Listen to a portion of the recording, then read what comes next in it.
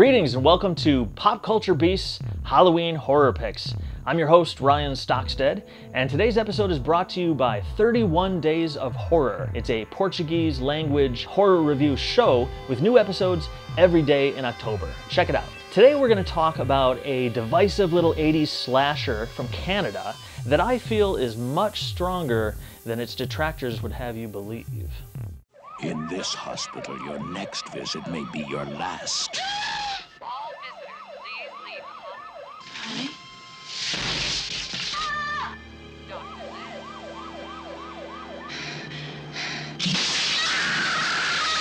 this. Visiting hours, so frightening, you may never recover. Rated R. That's right, Visiting Hours, 1982, the much maligned and I feel undeservedly criticized 80s slasher. In fact, I dare say this is one of my favorite 80s slashers. The film is directed by Quebecois filmmaker Jean-Claude Lord. In fact, this was his first English language film, and it stars Lee Grant, Michael Ironside, William Shatner, Linda Purl, and Lenore Zann, who genre fans might recognize from Happy Birthday to Me and the cult classic Bells, aka Murder by Phone. The movie was written by the underrated playwright and screenwriter Brian Taggert. He has writing credits on Omen 4, Sean Cunningham's The New Kids, the television remake of Maximum Overdrive, which is called Trucks, and Poltergeist 3. You can actually hear me talk about Poltergeist 3 later this month on 31 Days of Horror. He also wrote a really good television horror movie called The Spell, which also stars Lee Grant. He did V the Final Battle with Michael Ironside, and of course, Of Unknown Origin, the movie where Peter Weller goes crazy and destroys his house trying to kill a rat. Jesus Christ. In Visiting Hours, Lee Grant plays a television personality and outspoken feminist who infuriates Michael Ironside's character, a janitor who works at her TV station. Ironside plays a woman-hating psychopath with deep-rooted mommy and daddy issues. In one of the first scares of the film, he savagely attacks Lee Grant's character in her home.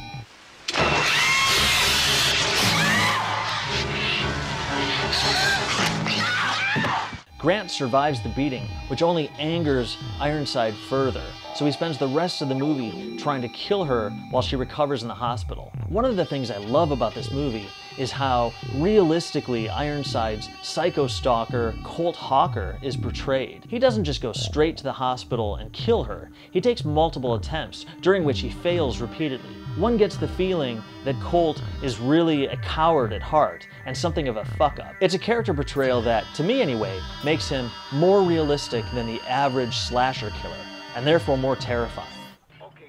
Christ, you really blast them all, don't you? Blacks, Jews, Mexicans. You want the whole goddamn world to yourself? Yeah, I'd like that. In this regard, Visiting Hours owes more to the 1980 slasher film Maniac than, say, Halloween or Friday the 13th. Like Maniac, we spend a lot of time getting to know the killer. Unlike Maniac, however, Visiting Hours doesn't rely on graphic gore sequences, and I think that's part of the reason why some horror fans are dismissive at first watch, but it's just not that kind of horror movie. Hello? Who is this?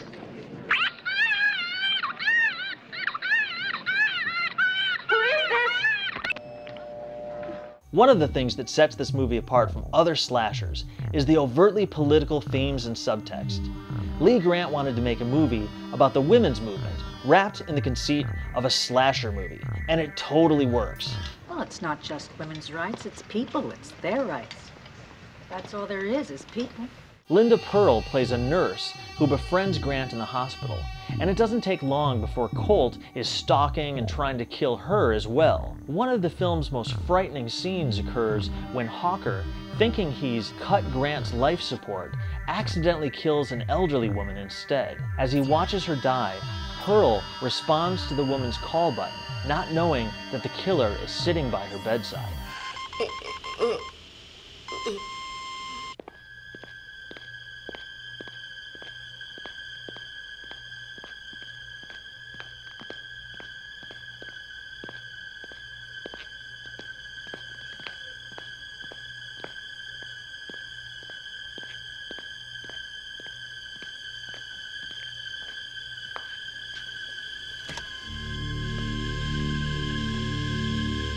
Bill Shatner plays Grant's boyfriend, and there are a number of scenes in the movie where he vows to protect her, but this just isn't the kind of movie where the leading lady needs to be saved by a man. Listen, that was not a robber in my house. It is me he's after. I know it. Why didn't you tell me? I thought I could trust you. Deborah, you can trust me, but there are rules. I have to follow them, and you're my patient. He thought it was me. It is me he is after. We don't know that. It's worth noting that Shatner signed on to do the movie before all the parts were cast, and he agreed to play either the boyfriend character or the killer. Reportedly, he said he would shave his head to play the killer in this movie, but the producing team had recently made Scanners with Michael Ironside, and that pretty much clinched the part for him instead.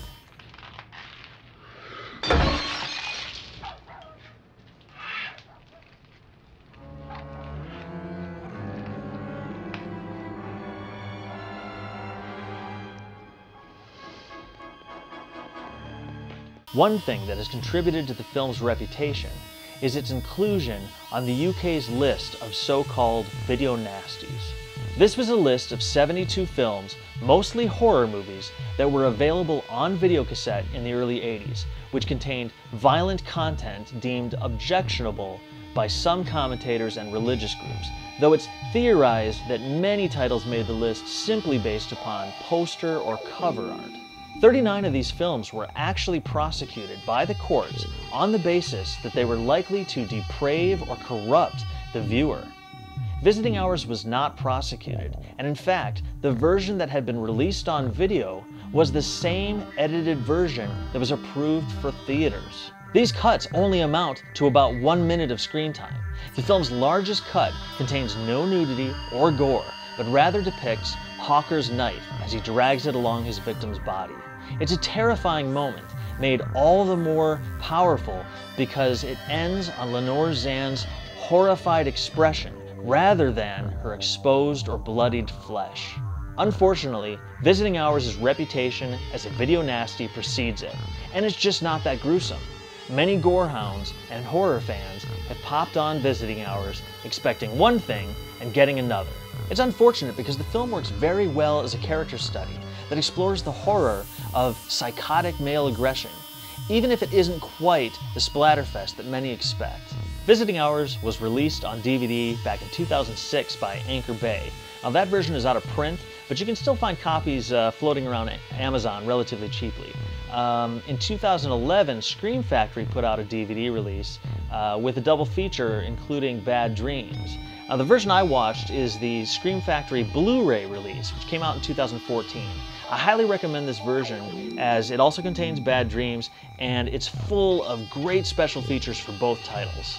We're doing a very special audience choice episode this season. We put together a huge list of horror movies. Go check that out and then vote for any and all that you'd like to see us review. And we'll cover the highest voted movie in the penultimate episode of Season 2. Thanks for watching Pop Culture Beast's Halloween Horror Picks. If you haven't already, be sure to like the Halloween Horror Picks Facebook page, and you can subscribe right here to the Pop Culture Beast YouTube channel for new episodes every Mondays, Wednesdays, and Fridays in October. I'm Ryan Stockstead. Watch horror movies. Thanks for watching.